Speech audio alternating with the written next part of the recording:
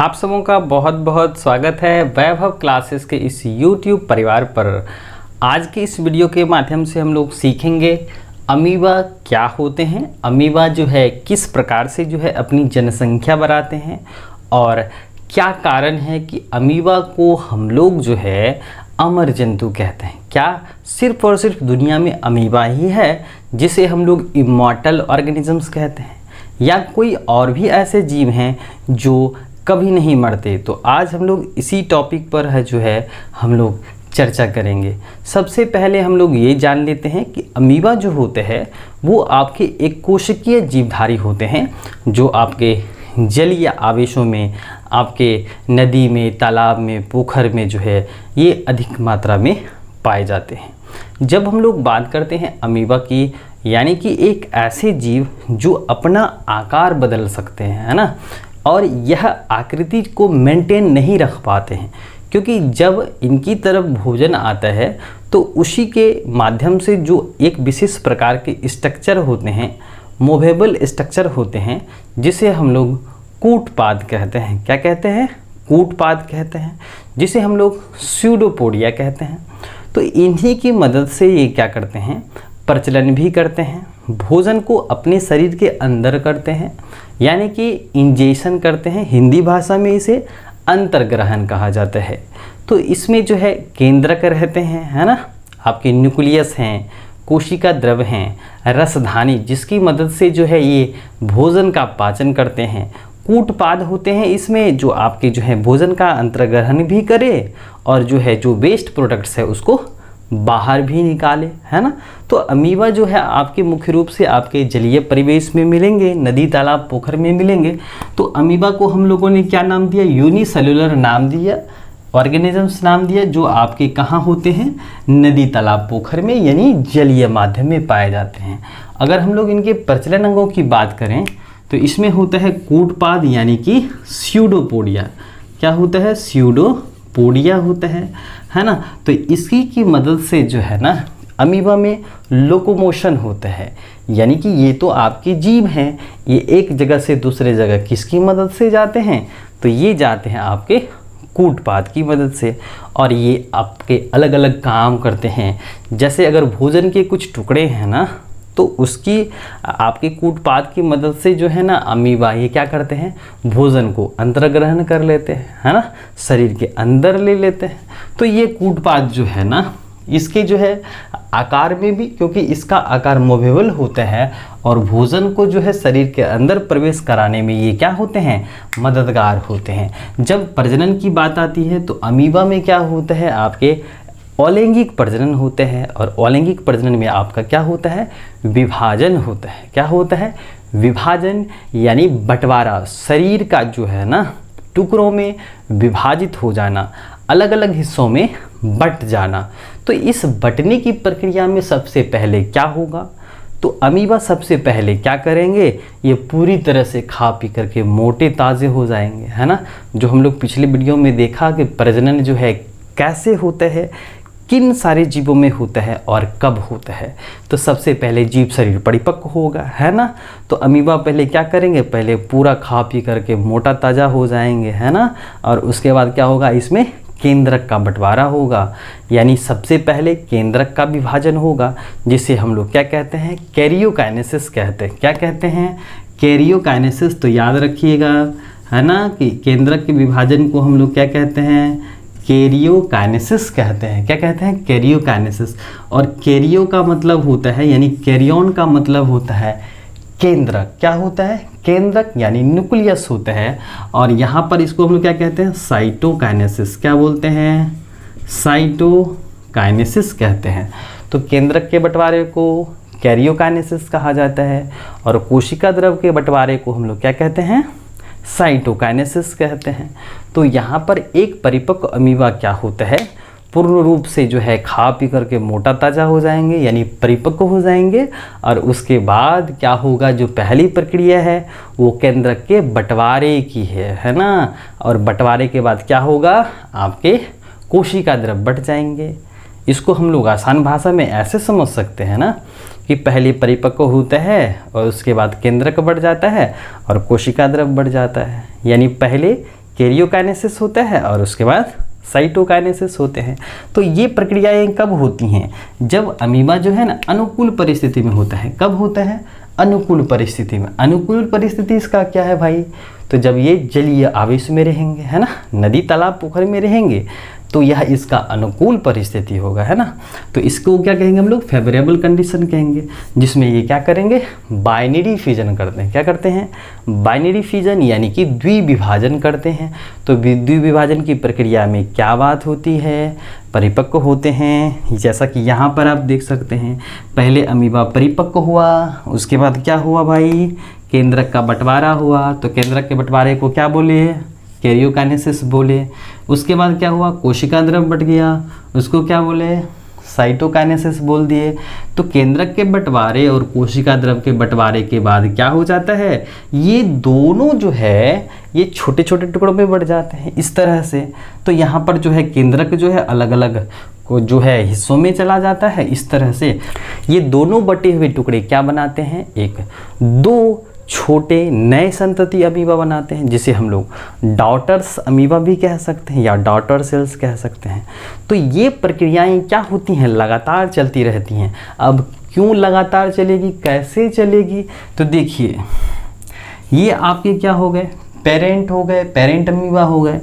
इसमें क्या होता है? इंजेक्शन होता है, परिपक्वन होता है, उसके बाद केंद्रक और कोशिका द्रव बढ़ते हैं। उसके बाद जो है संकुचन के बाद जो है कोशिका द्रव के संकुचन के बाद क्या होता है? ये दो हिस्सों में बढ़ जाते हैं और पुनः जो है यह परिपक्व होकर के दो हिस्सों में बढ़ता रहेगा।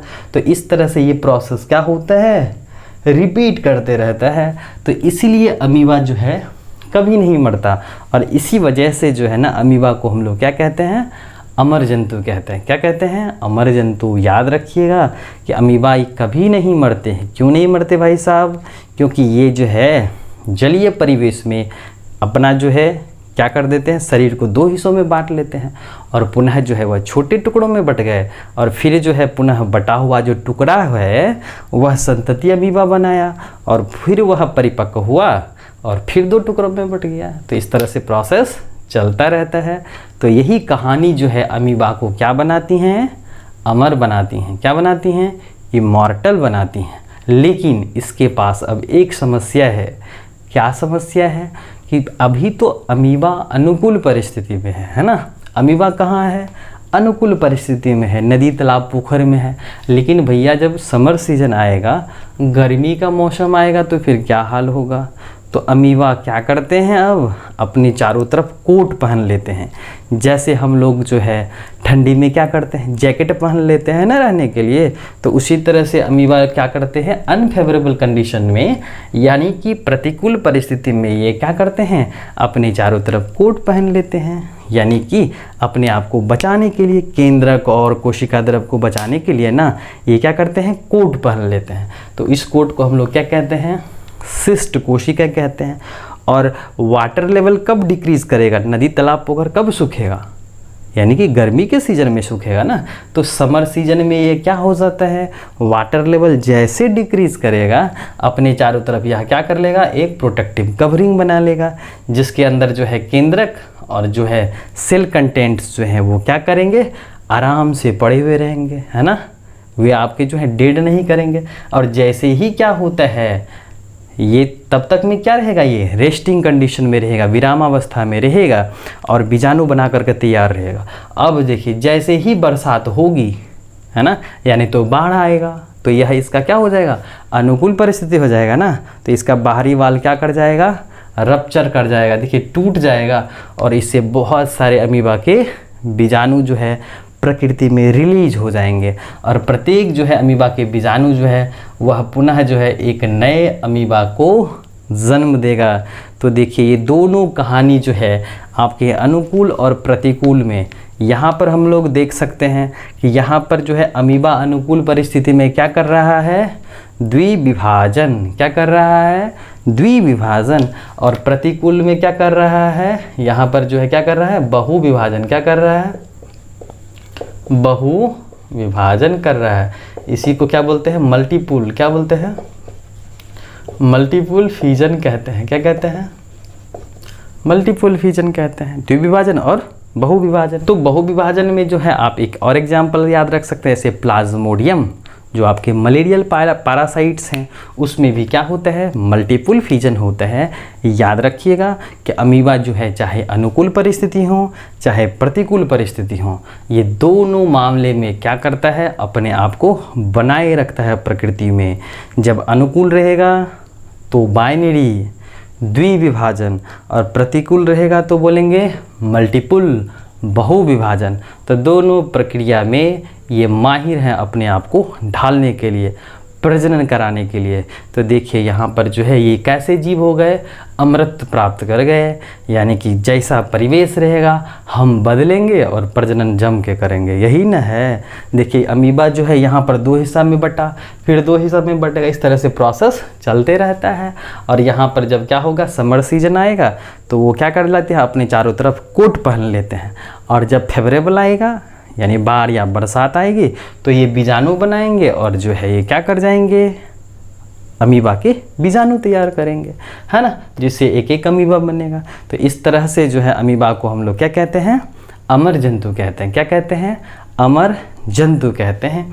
अब देखिए युगलीना क्या है, युगलीना, युगलीना को हम लोग कहते हैं पादप और जंतु के बीच की योजक करी कहते हैं। युगलीना, युगलीना को हम लोग जो है ना प्रोटिस्ट में रखते हैं, है ना, Monera, protista, fungi, Plantae, animalia 5 जगत वर्गीकरण प्रणाली जो आपके R.H. व्हिटेकर साहब ने दिए थे। डेट याद रखिएगा 1969 ईस्वी में दिया था। और इनके द्वारा जो युगलीना जो है ना ये प्रोटिस्टा में रखा गया है। तो ये युगलीना जो होते हैं ना वो पादप और जंतु के बीच की योजक करी होती हैं। अब सवाल होता है योजक करी क्या होता है, तो योजक करी जो है उस सदस्य या मेंबर्स को कहते हैं जो 2 ग्रुपों के गुणों को एक साथ रखते हैं, है ना, तो उसे क्या कहते हैं, योजक करी कहते हैं। यानी पादप और जंतु के बीच की योजक करी क्या कहलाती हैं, युगलीना कहलाती हैं। जिसमें क्या होता है, द्विविभाजन की प्रक्रियाएं होती हैं और उसमें कैसा होता है, अनुदैर्घ्य होता है। कैसा होता है, अनुदैर्घ्य होता है। तो इस तरह के आपके जो है युगलीना होते हैं और इसमें कैसा बंटवारा होता है, अनुदैर्घ्य। क्या होता है, अनुदैर्घ्य होता है, यानी कि LS सेक्शन होता है। यानी LS काट के बाद जो है क्या होता है, यहाँ पर क्या होता है, LS डिवीजन होता है, लॉन्गिट्यूडनल जो है डिवीजन होता है। और इसके बाद जो है युगलीना जो है वो 2 नए युगलीना में कन्वर्ट कर जाते हैं। लेकिन जब हम लोग पारामीशियम की बात करते हैं तो पारामीशियम को हम लोग क्या कहते हैं, स्लीपर एनिमल्क्यूल कहते हैं, यानी कि चप्पल जैसी आकृति वाला जीव।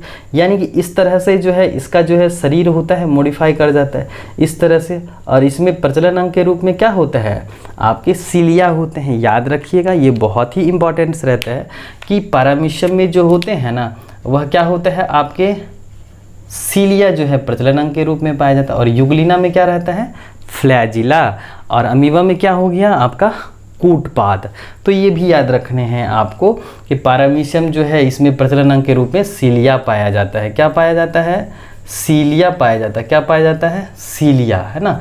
और इसमें जो है द्विविभाजन होता है, कैसा होता है, तो अनुप्रस्थ होता है। क्या होता है, अनुप्रस्थ, यानी कि जो है ट्रांसवर्स डिवीजन हो करके जो है ये एक पारामीशियम 2 नए छोटे पारामीशियम में कन्वर्ट कर जाते हैं। बैक्टीरिया में भी जो है आपके द्विविभाजन जो है कि प्रक्रिया के द्वारा जो है ये अपनी जनसंख्या को बढ़ाते हैं। तो आज हम लोगों ने सीखा कि जो है अमीबा को अमर जंतु क्यों कहते हैं।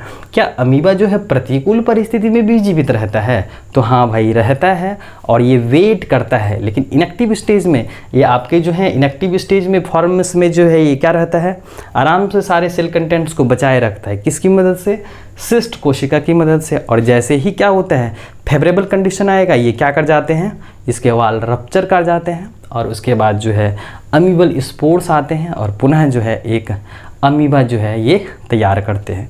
तो इस विधि में देख लीजिए आप, प्रतिकूल परिस्थिति में जो है बहुत सारे अमीबा बने ना, तो इसको हम लोग क्या बोले, हम लोग मल्टीपल फीचर बोले, है ना, बहुविभाजन बोले। और इसको क्या बोले, द्विविभाजन। अनुकूल परिस्थिति में द्विविभाजन और प्रतिकूल परिस्थिति में बहुविभाजन। तो ये रहे आपके अमीबा को हम लोग अमर जंतु क्यों कहते हैं।